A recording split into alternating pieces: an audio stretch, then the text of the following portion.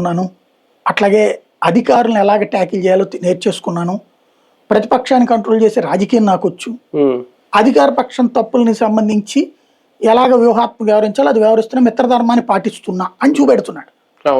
మిత్రధర్మం పాటించినట్టు చూపెడుతూ ఆ చూపెట్టడం కోసం అని చెప్పి అతను ఏదైతే ప్రభుత్వం లేదా ప్రభుత్వంలో ఉన్నటువంటి అధికార పక్షానికి సంబంధించిన వాళ్ళు చేస్తున్న తప్పుల విషయంలో నోరు మీద పట్ల ఆయన ఆ నోరు మీద పంది పవన్ కళ్యాణ్కి నెగిటివ్. అందువల్ల ఎగబడి రారు, తటస్థులు అందరూ రారు ఇతని దగ్గర. తటస్థ ఓటు కొంత చీల్చగలరు. మీరు అన్నట్టు కొన్ని విషయాల్లో సైలెంట్ గా ఉంటున్నారు. ఇప్పుడు ప్రొఫెసర్ నాగేశ్వర విషయంలో ఎంత స్పీడ్ గా రియాక్ట్ అయ్యారో, కులాలకు సంబంధించి ఎంత స్పీడ్ గా రియాక్ట్ అయ్యారో, కృష్ణలంక విషయంలో అంత స్పీడ్ లేదు కానీ రియాక్ట్ అయ్యారు, కాస్త స్లోగా తర్వాత రియాక్ట్ అయ్యారు. ఇప్పుడు ఈ మావగారి అంశం మీద తెలుగుదేశం పార్టీ ఎంత స్పీడ్ గా రియాక్ట్ అవుతుందో అంత రియాక్షన్ కూడా ఆయన దగ్గర కనిపించట్లేదు. అంటే ఇదంతా వ్యూహమా, లేదంటే టీడీపీతో కలిసి ఉన్నాం కాబట్టి తగ్గుంటున్నారా? వ్యూహమే అది.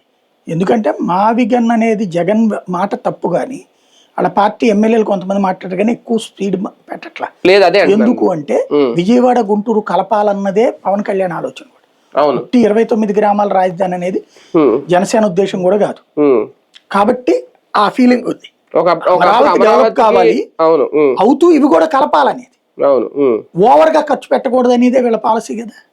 అంటే వీళ్ళు అప్పుడు బీజేపీతో ఉన్నప్పుడు కూడా వీళ్ళు అమరావతి వెళ్ళి కూడా అప్పుడు ఏదో మీటింగ్ పెట్టారు ఎక్కడో, అప్పుడు కూడా కర్నూలులో హైకోర్టు బెంచ్ ఉండాలి, మేము దాన్ని ఏకీవిస్తున్నాం